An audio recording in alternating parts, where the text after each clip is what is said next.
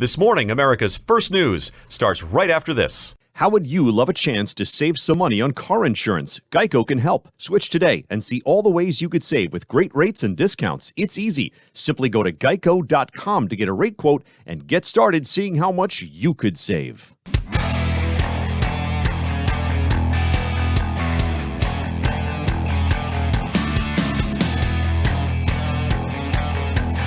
From Compass Media Networks, this is America's First News. This morning, with your host, Gordon Deal. Attack on the grid. Good morning, I'm Gordon Deal, along with Jennifer Kashenka on this Monday, December 5th.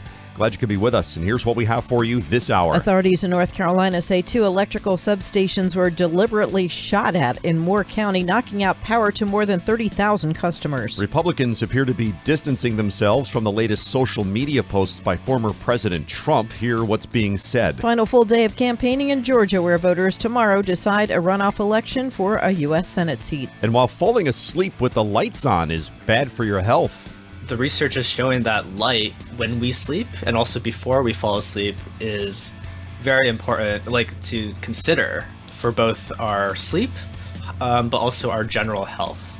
Richard Sima at the Washington Post on the adverse consequences caused by light exposure even as we sleep.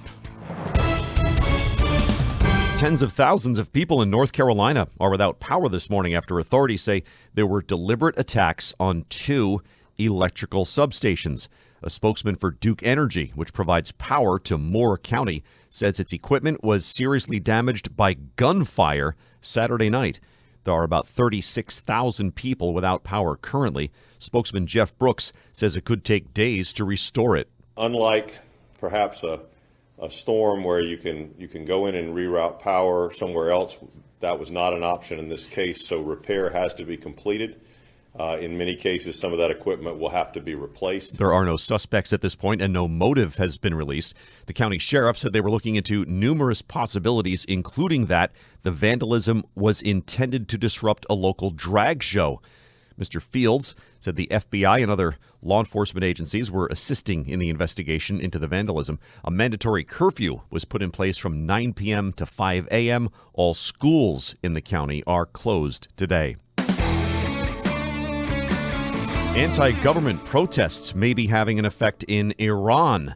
The country's attorney general has gotten rid of its so-called morality police and may change the requirement that women cover their heads in public. Its president, Ibrahim Raisi, used a televised speech to say Iran's Islamic system was enshrined in its constitution, but added there are methods of implementing the constitution that can be flexible.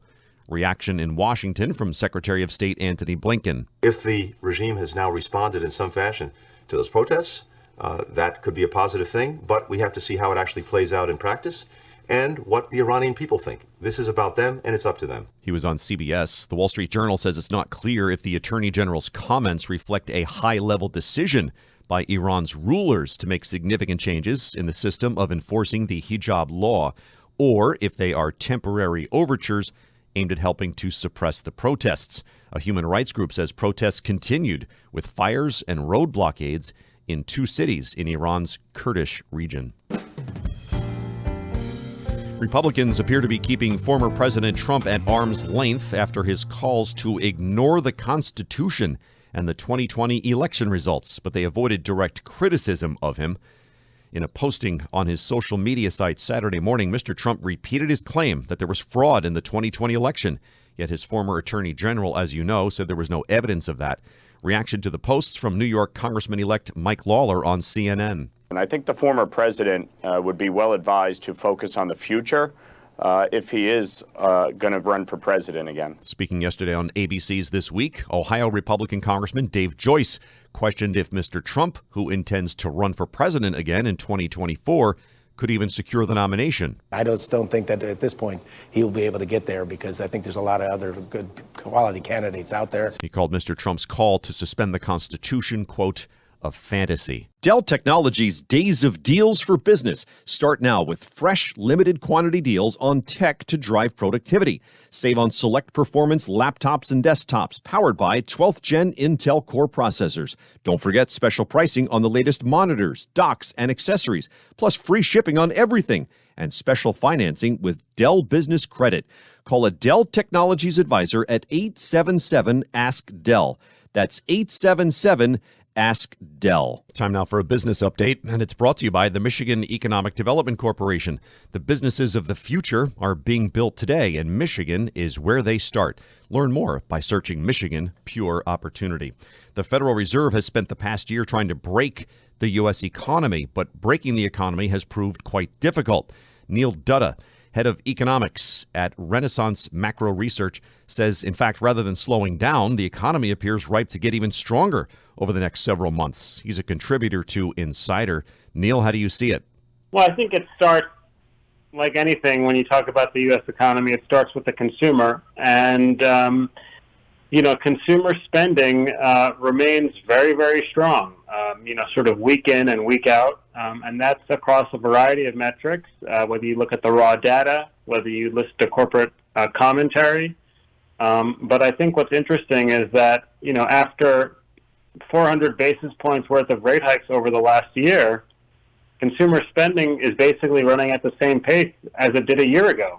And to me, that's frankly a problem, because if the Fed's goal is to slow down household demand, there's really not much evidence that they are doing that. Who's got all the money here? Who's doing all this spending? We're hearing of these layoffs and such. I mean, where's the money coming from? Well, there certainly are layoffs if you look at specific sectors of the economy, most notably tech, but I don't know that it's a broad macro issue. In fact, if you look at initial jobless claims as an example, they still remain pretty low. Continuing claims still remain below where they were before the pandemic. So there's not, I don't see broad economy-wide layoffs, but I don't dispute that if you look at certain sectors, you can see, some evidence that people are getting let go. That all being said, retail gasoline prices are hooking back down. I mean, we're basically getting close to year-to-date lows, and that's going to drive up real income growth, and that's going to support consumer spending, particularly for people at the lower end of the income spectrum, who tend to spend more of their money on energy. Yeah. So, I think that's something to keep in mind. What if, as you propose in this story, the economy actually gets stronger? Then what? Yeah, I don't think the Fed has a really good answer for that right now. And it's not just the domestic economy, of course. It's what's happening globally. I mean, if you look at Chinese stock markets as an example, there's clearly some enthusiasm around the reopening over there. And if global growth picks up next year, that's going to take. I think that's going to take the dollar down. And if the dollar is weakening, that will mean that the prices for consumer imported goods will go up with a lag, right? So I think the dollar is something that really bears close attention going forward. But the Fed doesn't really have a good story, I don't think, for growth. I mean, they've kind of argued that things have been slowing down. Powell talked about how the slowdown needs to be sustained. And it's that second piece of it where the evidence is basically zero. There's no evidence that the slowdown in growth that we saw earlier in the year is being sustained. If anything, it's going the other way. And as I said, I don't think the Fed's kind of caught on to that yet. And, my sense is that, they're very much offsides on growth. Not just the Fed, but the consensus as well.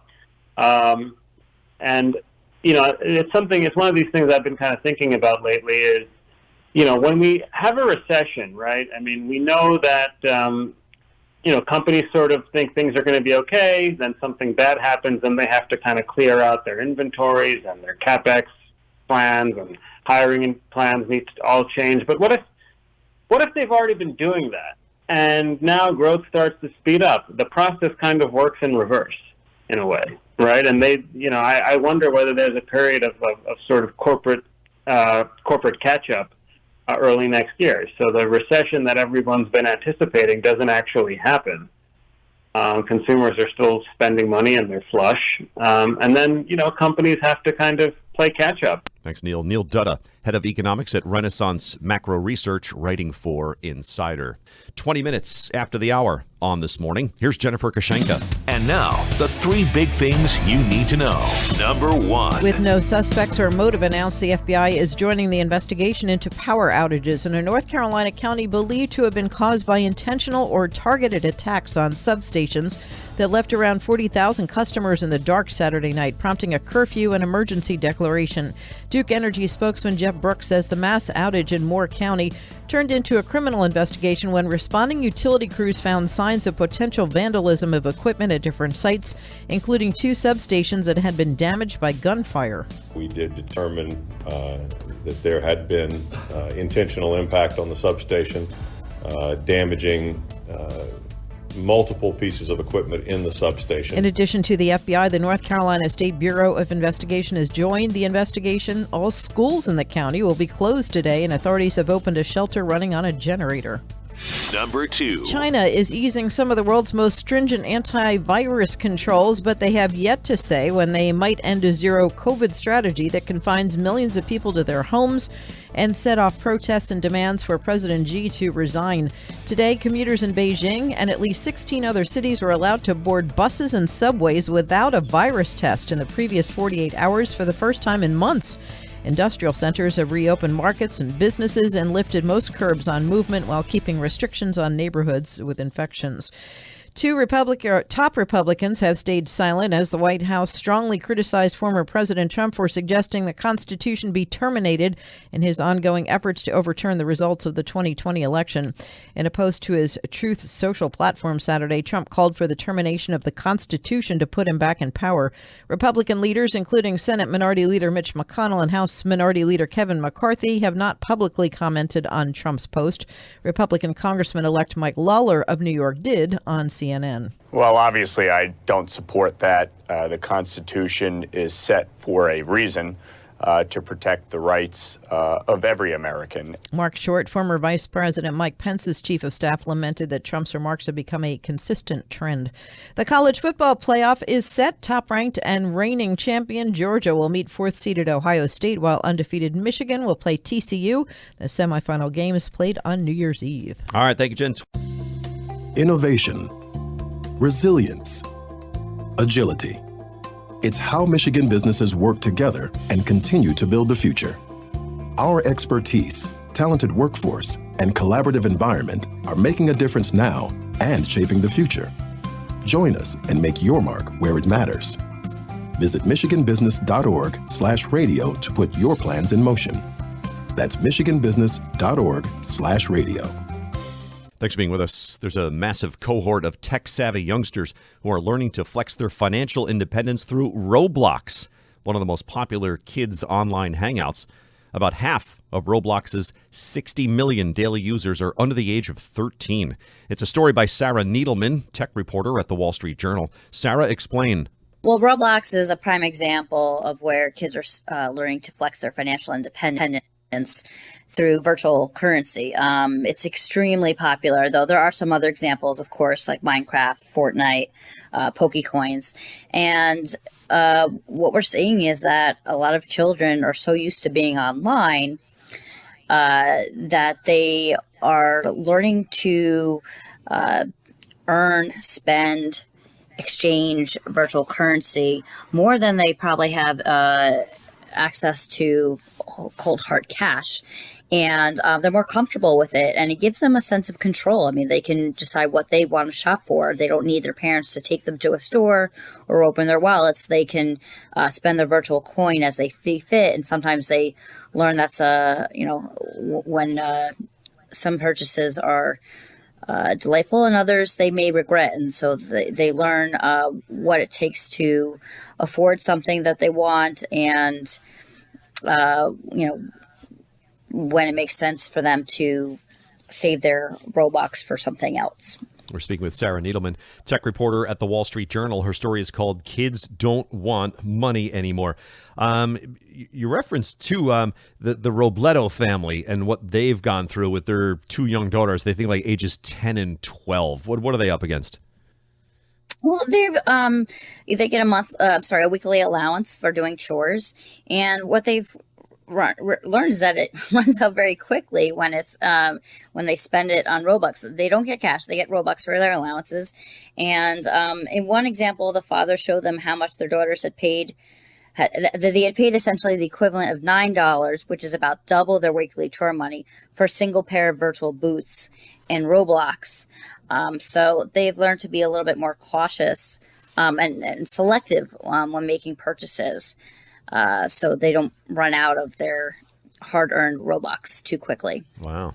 I know companies are aiming to put their brands in front of these young spenders as well, and you referenced Chipotle's involvement. What have they done? Chipotle is one of many brands that have created their own games on Roblox, and it's essentially marketing disguised as entertainment.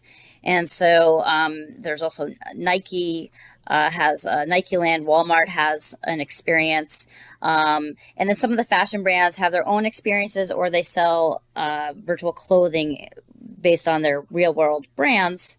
And so these are just examples of brands trying to reach kids because that's where they spend their time.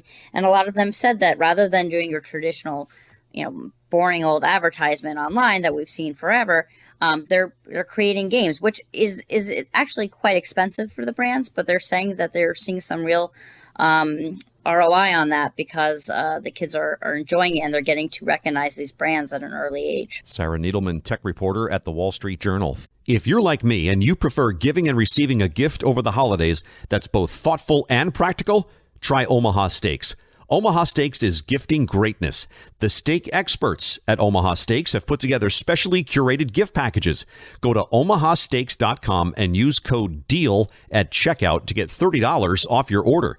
Send an assortment of mouth-watering favorites like the legendary Butcher's Cut Filet Mignon, air-chilled boneless chicken, ultra-juicy burgers, and even easy-to-prepare comfort meals. Omaha Steaks is ready to ship your order right away, so shop early and beat the shipping rush. Go to omahasteaks.com and use promo code DEAL at checkout. Whether you're shopping for friends, family, colleagues, or yourself, every order is backed by the Omaha Steaks money-back guarantee.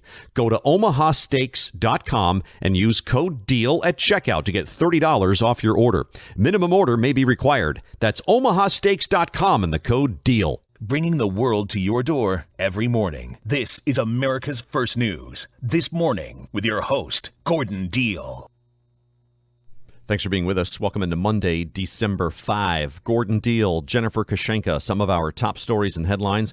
Gunfire on 2 substations knocks out electricity in North Carolina.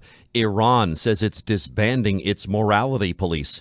New analysis finds government COVID money went to hospitals that didn't need it, which then invested the funds or expanded their campuses. New report says COVID hospitalizations last week reached their highest level in 3 months.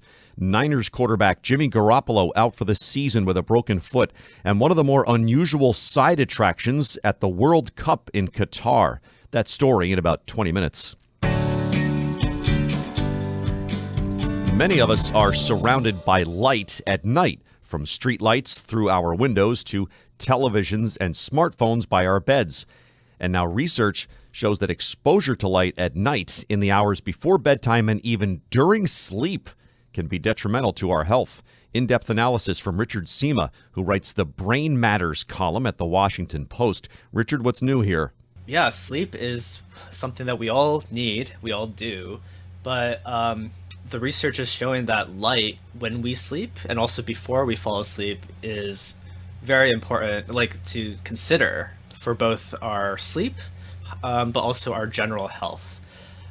So there's a recent study showing that if you even have a little bit of light, when you're already fast asleep, it can impact, your insulin resistance, how your heart functions throughout the night, which might have longer-term implications for cardiovascular risk or risk for diabetes and obesity, especially in older adults. Well, it's incredible. All right, so that's a Northwestern University medical school study that you referenced.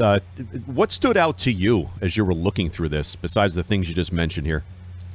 Yeah, what it reminded me is just how much light we are surrounded by in our day-to-day lives. Like from the moment we wake up, we have sunlight, but we also have a lot of artificial light in our homes, on the streets from street lights, and even when we go to bed, I am guilty of this. I have my smartphone with me, or I'm looking at a laptop, and that impacts our circadian rhythm, this biological clock that tells us when to be awake and when to sleep. But it also is something that our brain detects even when our eyes are closed. And our brain basically is responding to this external light that shouldn't be there, but often is in our bedrooms. In some ways, is our brain saying, wait a second, is it time to wake up? Why am I seeing this light? Is that what's happening to at least a certain extent? Yeah, that's what the researcher Phyllis Z I talked to suggested. Is it's noticing, it's aware that there is light out there, and it might be a threat. It seems like because it elevates our heart rate. One theory is our brain is sort of preparing ourselves to respond to something that might be a threat, or it might be time to get up and do something about it, to get up and run away, or to at least be vigilant. So the participants in this study, there are 20 of them, they all said that they got, a nice night of sleep, even with the lights on. But, brain recordings show that their sleep was perturbed a bit, and also that their heart rate was elevated throughout this entire night, spent under the lights. Wow. We're speaking with Richard Sima. He writes the Brain Matters column at the Washington Post. His piece is called Why Falling Asleep with the Lights On is Bad for Your Health. What about something simple, just like a nightlight in the room? Thumbs down?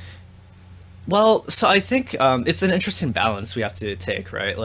We have night lights, or we might keep a hallway light on because of other reasons, because you need to get up in the middle of the night, or you want to not trip on something, right? But yeah, there are other studies that show that even a small amount of light, like you would get from a nightlight, might be detected by your brain, which adds maybe some risk to having this elevated heart rate, or having more insulin resistance in the morning, which affects your metabolism. So I think it's something to keep in mind, but it's also something you should tailor to yourself. Researchers know that different people have different sensitivities to light on how it impacts how they feel like it affects their sleep, but it's almost universally agreed that you should at least try to keep your room as dark as you can, which is something I've taken to heart since reporting this piece. I thought it was interesting too. You pointed out room darkening shades. Everybody's familiar with them, but by the same token, they might actually block some of the light that you need once the sun comes up, right? Yeah, light is a powerful signal. It is one of the, it's the most powerful signal for syncing up our internal clock to the external clock, the sun. And we need it to help us get up in the morning. And one thing that came up over and over again in my conversations with these sleep experts is one way to counteract the negative effects of having light at night is to get more light during the day, because that will set your clock more to what the daylight actually is. And, if you're exposed to sunlight during the day, your clock won't be as fooled by the fact that there's some light at night. Thanks, Richard. Richard Sima, he writes the Brain Matters column at the Washington Post. Today's Mic Drop is brought to you by Dell. For your small business needs, call a Dell Technologies advisor today at 877-ASK-DELL. Thanks for spending time with us. Welcome into Monday. It's time now for the Mic Drop with this morning's Mike Gavin. Good morning. Well, 2022 has been a bit of a dry spell for dumb criminal stories, but it seems things are picking up as we come to the end of the year.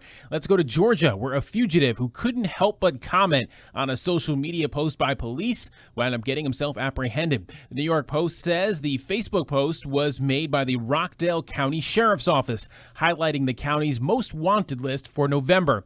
A man named Christopher Spalding saw the list and noticed one name was missing from it, his own.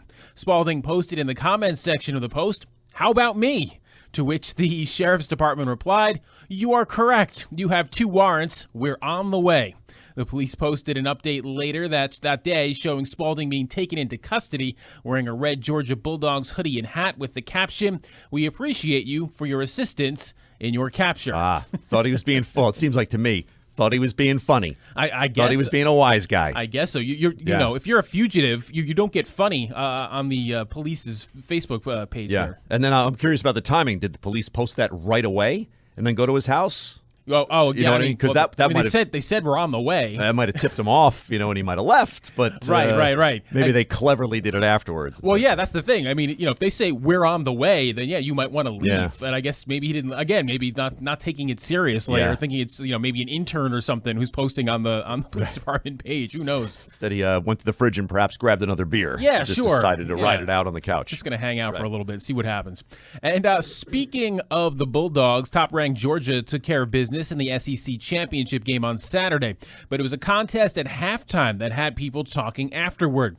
2 college students named Reagan Whitaker and Kayla Gibson were competing for $100,000 in tuition money, courtesy of Dr. Pepper, by throwing footballs through an opening into a bin. Whoever completed the most passes in the time allotted got the big money, with the runner-up netting $20,000.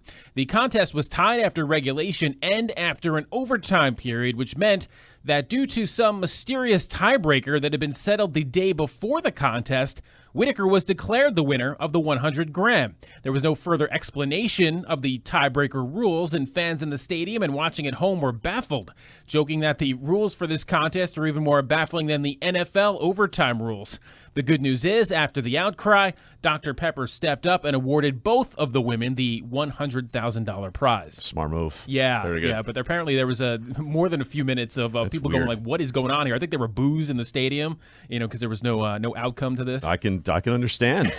Yeah, I mean, who would know? They're both looking around at each other, or one's congratulating the other. Or, why? What happened? Yeah. Why am I holding this check or whatever? Yeah. Very unsatisfying outcome to the contest. The people were transfixed on. Good job by Dr. Pepper to head off any further controversy, though.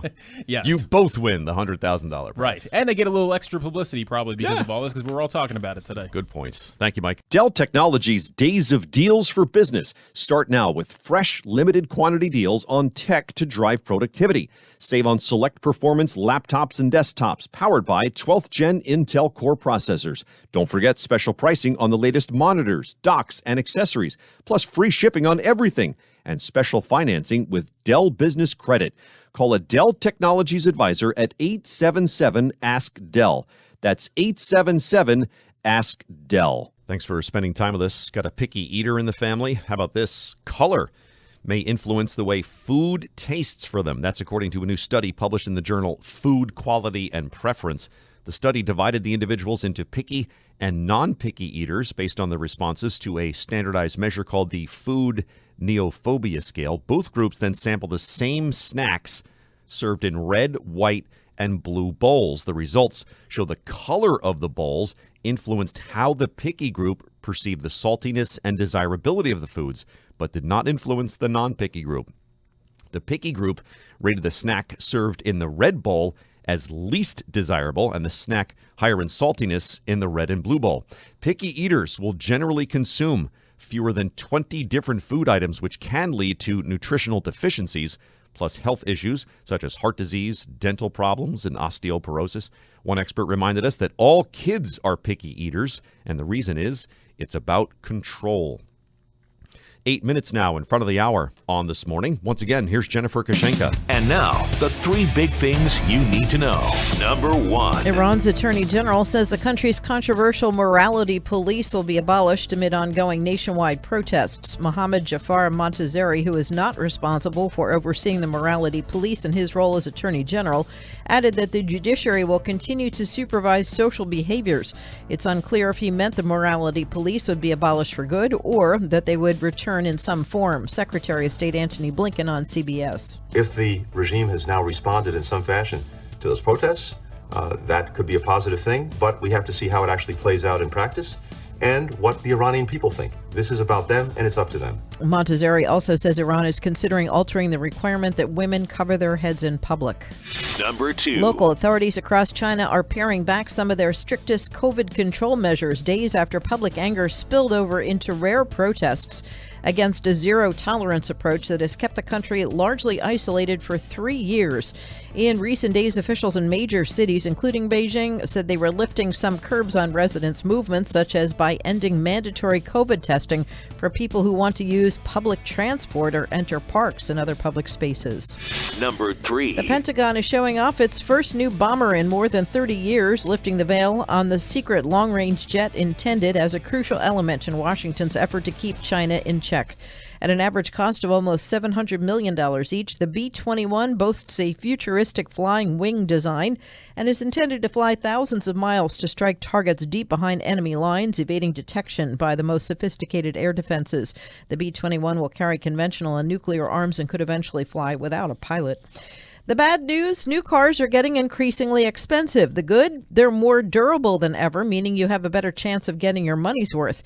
As the average transaction price for a new car reached $45,872 last month, the highest on record, the average age of cars on the road also hit an all-time high, 12.2 years. Advancements in everything from materials to technology have helped. Among the models with the greatest potential lifespan, Toyota Sequoia tops the list with the ability to travel nearly 300,000 miles, followed by the Land Cruiser. 6 of the top 10 were Toyota SUVs, trucks, or cars. Other contenders in the top 5 include the Chevy Suburban and GMC Yukon, both 3-row SUVs. I don't think I would have picked that many SUVs to be Agreed. lasting that long. Yeah, right? you'd think it would be a small, efficient car. That's what I would have thought. Thank you, Jen. Innovation, resilience, agility. It's how Michigan businesses work together and continue to build the future. Our expertise, talented workforce, and collaborative environment are making a difference now and shaping the future. Join us and make your mark where it matters. Visit michiganbusiness.org/radio to put your plans in motion. That's michiganbusiness.org/radio. Even before the World Cup has been completed, a champion has been crowned. Think Westminster Dog Show crossed with the Miss America pageant, except for, well, camels. The winner, Naza'a, batted her eyelashes and flashed a toothy smile for the TV cameras at the Mizayan World Cup, a pageant held in the Qatari desert about 15 miles away from Doha. The Associated Press says Naza'a is a majestic, light-haired creature that overcame several preliminary rounds and hundreds of other camels to win the pageant. The event, designed to bring cultural awareness to World Cup visitors.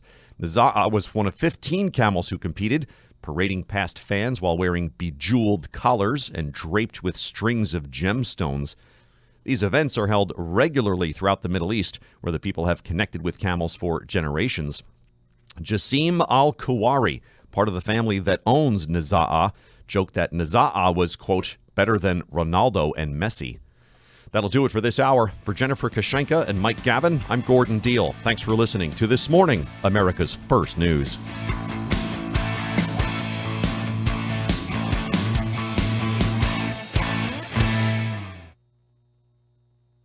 How would you love a chance to save some money on car insurance? Geico can help. Switch today and see all the ways you could save with great rates and discounts. It's easy. Simply go to geico.com to get a rate quote and get started seeing how much you could save.